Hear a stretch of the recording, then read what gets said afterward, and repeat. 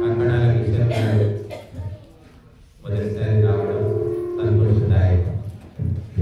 అది ఆరోగ్యంగా ఉండడం. ఆరోగ్యం ఎందుకు ఉంటుందంటే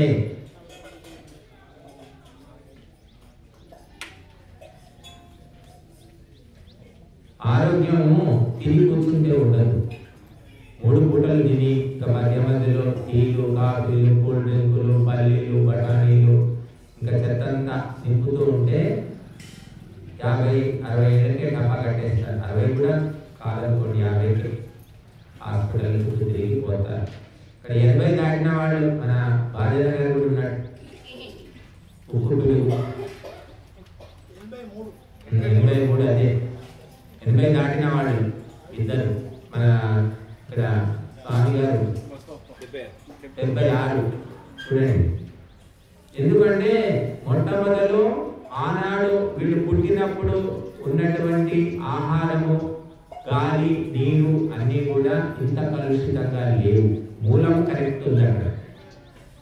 రెండవది, పుట్టిన తర్వాత దుర్లవాట్లు అనేది అసలు లేవు. దుస్సాంగత్యం లేదు. సత్సంగం, నిత్యం అగ్నిహోత్రం, ఇటువంటి దైవ కార్యక్రమాలు, ధర్మ కార్యక్రమాల్లో పాల్గొనడము, సహాయపడము, దానం చేయడము, సేవ లేదు. అంతే.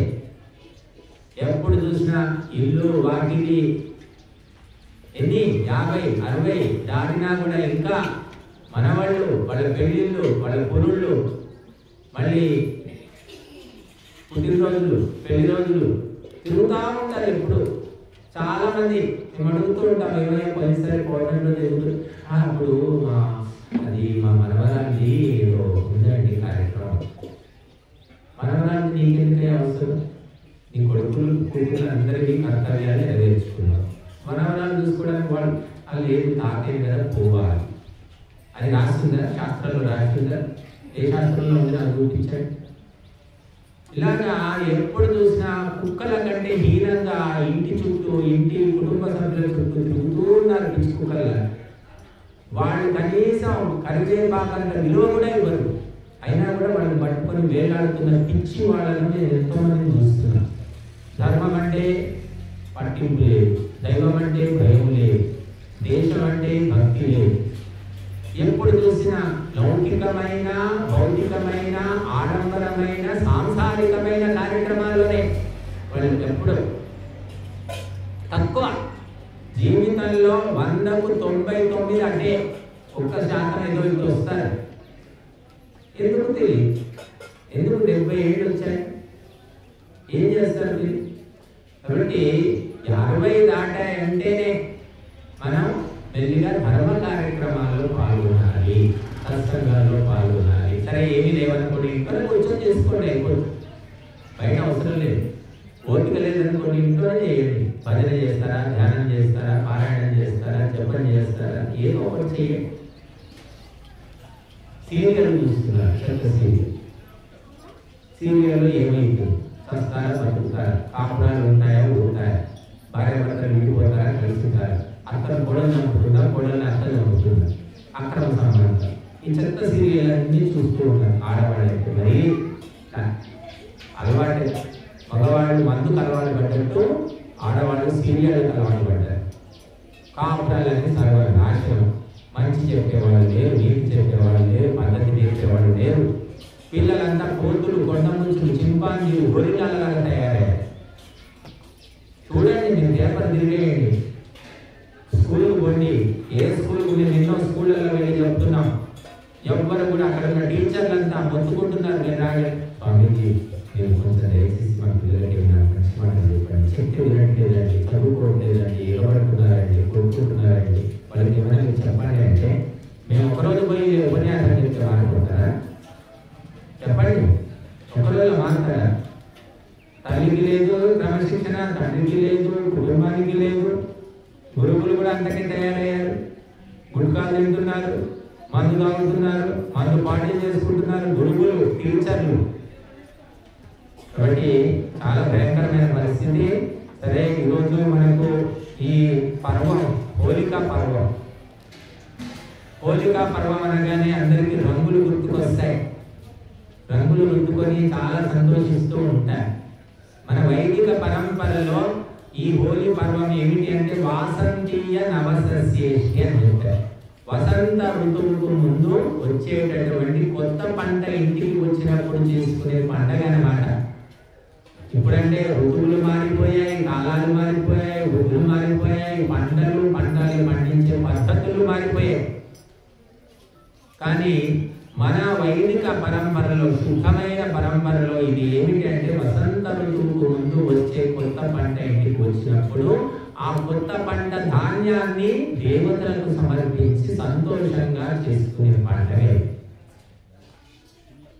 శారదీయ నవసస్యేష్టి శరద్ ఋతువు లోపల దీపావళి పండుగ అదే అన్నమాట. కొత్త పంట ఇంటికి వచ్చినప్పుడు చేసేది దీపావళి, శరద్ ఋతువులో చేసేది.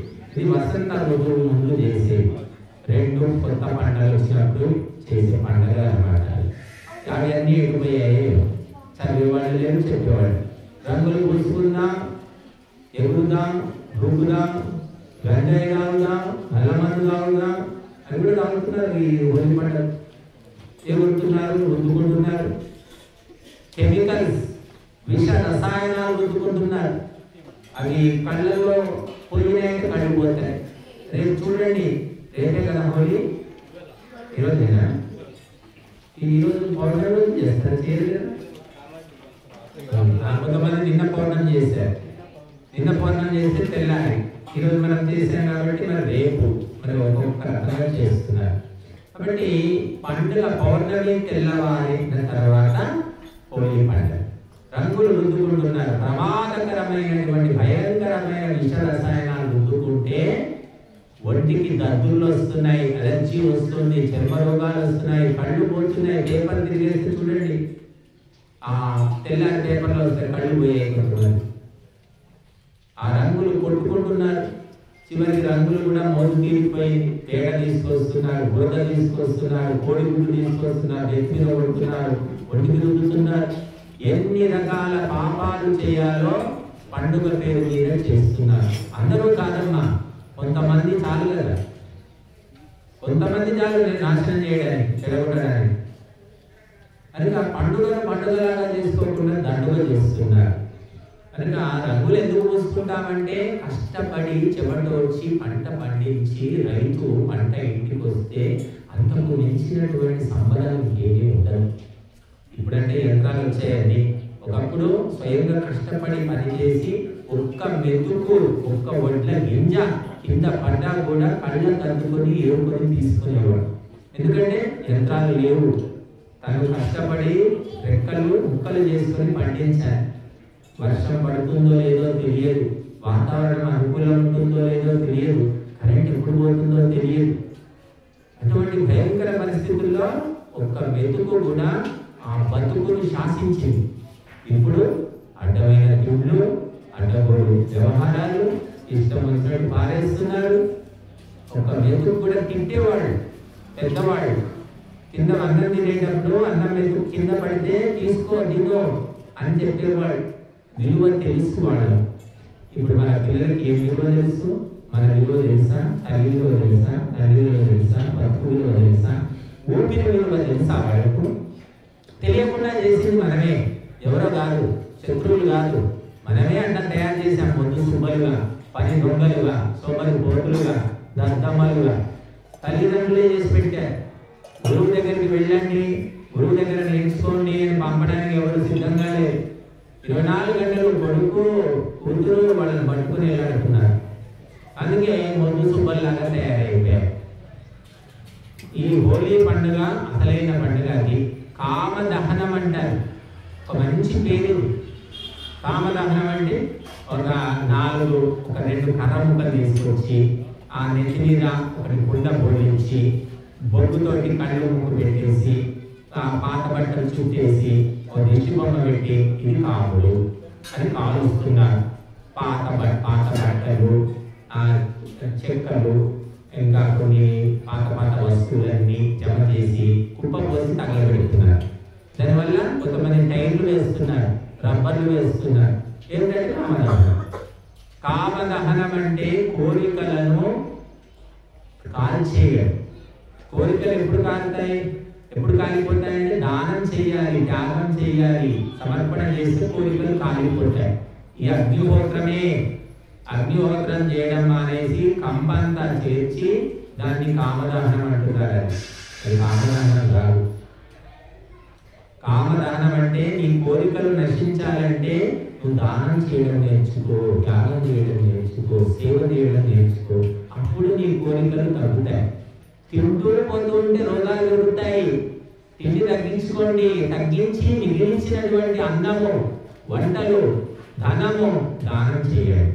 ధర్మానికి, దేశానికి, దైవానికి. అప్పుడు నీ కోరికలు తగ్గిపోతాయి. కాముడు దహనమైపోతాడు. ఉత్తమ జన్మలు కలుగుతాయి. ఆరోగ్యం ఉంటుంది, ఆయుష్ ఉంటుంది. ఎప్పుడు నా కడుపుకే తినాలి, ఈ బొర్ర పెంచాలి అని బొర్ర పెరుగుతూ ఉంది. 7 నెలల గర్భిణిలాగా బుర్రలు పెంచుకుంటే కామం దహనం కాదమ్మా. బుర్ర పెంచుకోవాలి, త్యాగం చేయాలి. త్యాగంతోటి దేవతలు అవుతారు. ఆ త్యాగాన్ని వదిలేస్తే మనుషులు రాక్షసులు అవుతారు. కాబట్టి ఇది త్యాగ భూమి, వేద భూమి. మహర్షులు మనకు ఒక పరంపర పెట్టారు. ఆ పరంపర ప్రకారం మనం ఇక్కడ ఉన్నాం. విదేశాల్లో లేదమ్మా. అమెరికా పోతున్నారు, జర్మనీ పోతున్నారు, ఇంగ్లాండ్ పోతున్నారు. అక్కడ ఏం పరంపర లేదు. వండుకొని తిను, వండుకొని తిను. పెట్టేది కూడా లేదు. మళ్ళీ 1000 ఏళ్ల కిందటనే హోటల్స్ ఉన్నాయి విదేశాలు. మన దగ్గర హోటల్ సిస్టమ్ లేదు. సత్రాలు అనేవాళ్ళు కూళ్ళ పెద్దమ్మ వండి ఫ్రీగా వడ్డించేవాడు. ఏమైనా ఇస్తే తీసుకునేవాడు. వ్యాపారం లేదు. అన్నాన్ని అమ్ముకునే వ్యాపారం లేదు. ఇప్పుడు వచ్చింది మన దగ్గర. ప్రతిదీ అమ్ముకోవడమే. చివరికి అమ్మను కూడా అమ్ముకుంటున్నారు. కొనేవాళ్ళు ఉంటే కిడ్నీలు అమ్ముకుంటున్నారు, రక్తం అమ్ముకుంటున్నారు, కళ్ళు అమ్ముకుంటున్నారు, ఇంకేమో అమ్ముకుంటున్నారు. కాబట్టి ఇది పెద్ద దుకాణం, సూపర్ మార్కెట్ తెచ్చిపెట్టారు మనుషులు. భగవంతుడు వ్యాపారం చేయమని పంపలేదమ్మా. సేవ చేయండి, దానం చేయండి, త్యాగం చేయండి, తపస్సు చేయండి అని ఈ లోకానికి పంపించాడు.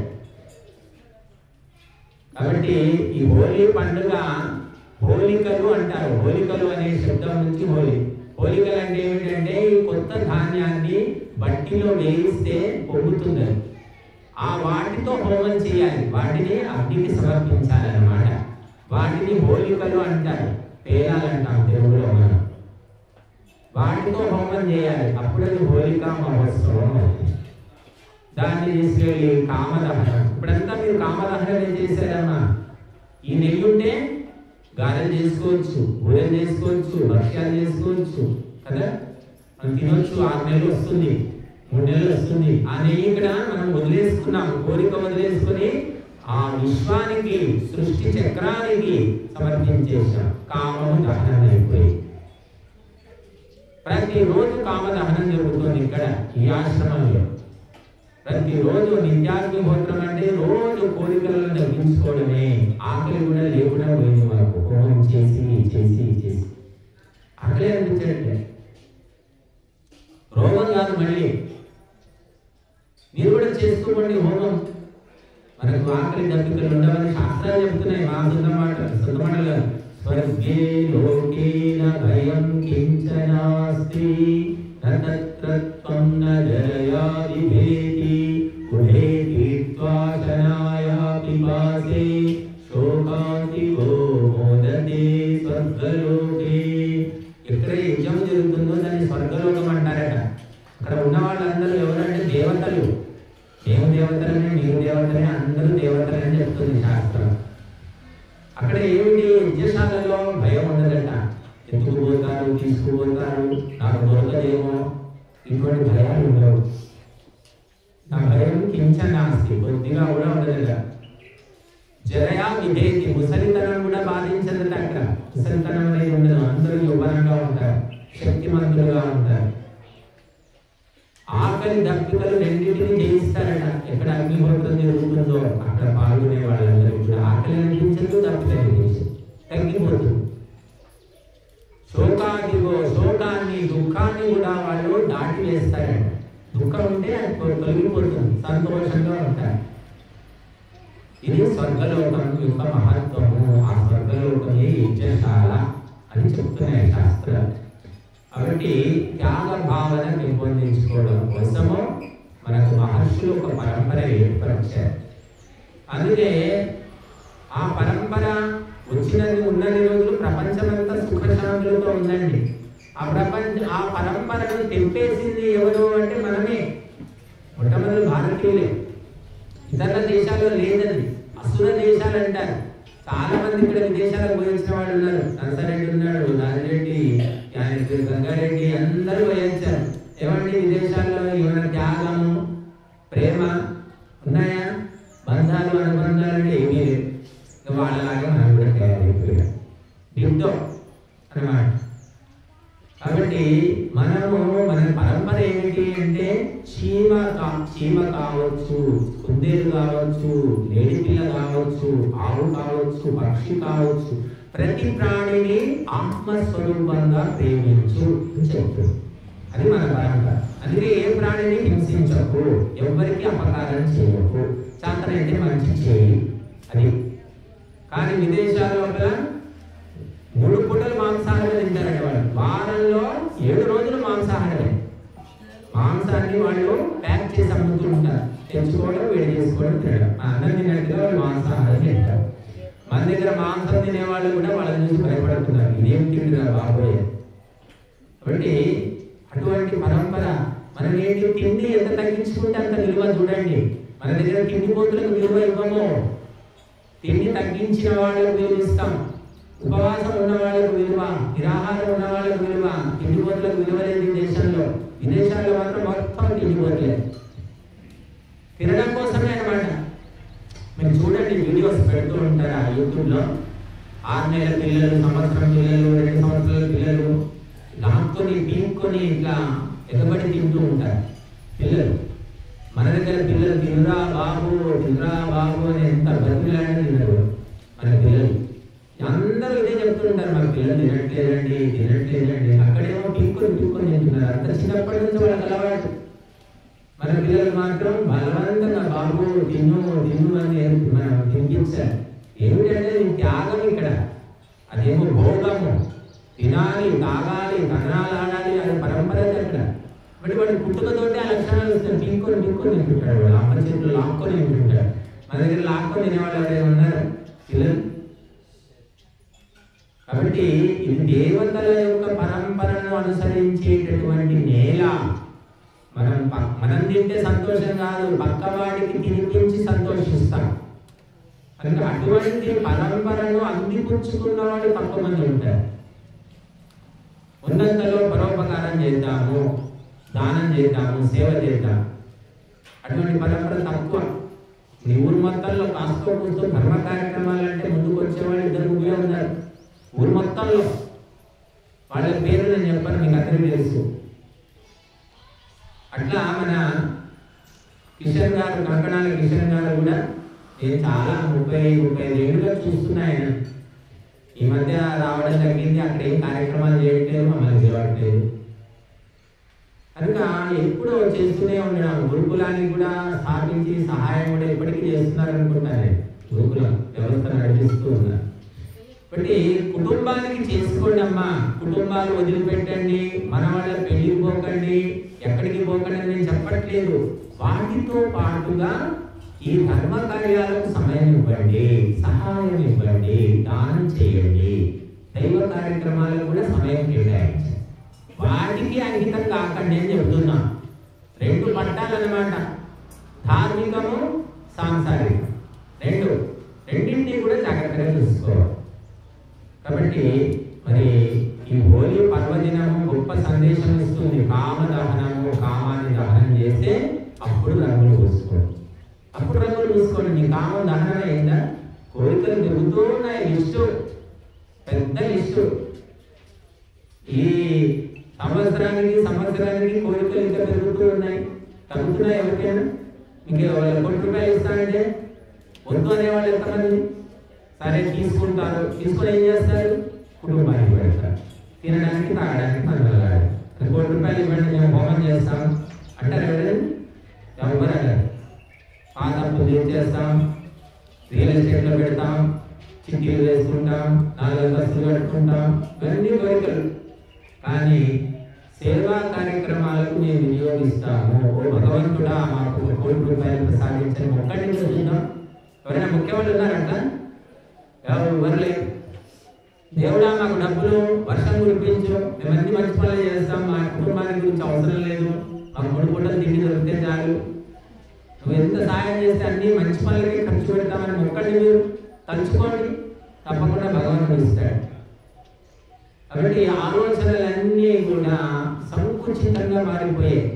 అందుకే ఉన్న డబ్బుతో సుఖం లేదు, లేని డబ్బును కోరుకుంటున్నాము. కాబట్టి ఈ హోలీ పండుగ త్యాగ పరంపరలోని పండుగ. మొట్టమొదలు దేవతలకు సమర్పించాలి కొత్త ధాన్యాన్ని, కొత్త పంటను. తర్వాత మనం తీసుకోవాలి. అప్పుడు రోగాలుండవు, రుచులుండవు, బాధలుండవు, పీడలుండవు, ఏమీ ఉండవు. మనకు మనమే వండుకొని తింటే ఆ తిన్నదే విషము, అదే పాపము, అదే రోగము అని చెప్తున్నారు. కాబట్టి ఈ హోలీ పండుగ రంగులు పూసుకోవడం, కడుక్కోవడం. మనిషి జీవితం కూడా అంతే. చూడండి, సంసారంలో దిగమన్నది ఎవరు? దిగిన తర్వాత ఈ సంసారం ఏంటి, నాకు ఇన్ని బాధలు ఏంటి అని బాధపడమన్నది ఎవరు? అంటే మనమే రంగులు రుద్దుకుంటున్నాం, మనమే కడుక్కోలేక చస్తున్నాం, మనమే దిగుతున్నాం, మళ్ళీ బయటికి రాలేక మనమే ముందుకుంటున్నాం. ఎవరు తోశారు నిన్ను? ఎవరు నీ మెడకు బండ కట్టారు? ఎవరు నీ వెంట పడ్డారు? అంటే ఎవరికి వాళ్ళే దిగుతున్నారు, కానీ బయటికి రాలేక కొట్టుమిట్టాడుతూ ఉన్నారన్నమాట. కాబట్టి ఆ బయట పడాలి అంటే ధర్మ కార్యాలను ఆచరించుకోవాలి. వాటి యొక్క ఫలితము అప్పటికప్పుడే తెలియదు. తెలుస్తుందా? యజ్ఞం చేశాం, ఏముంది? బుడిద. ఏమొచ్చింది? ఉన్నవన్నీ సమర్పించాం. ఇప్పటికిప్పుడు ఏమీ తెలియదమ్మా.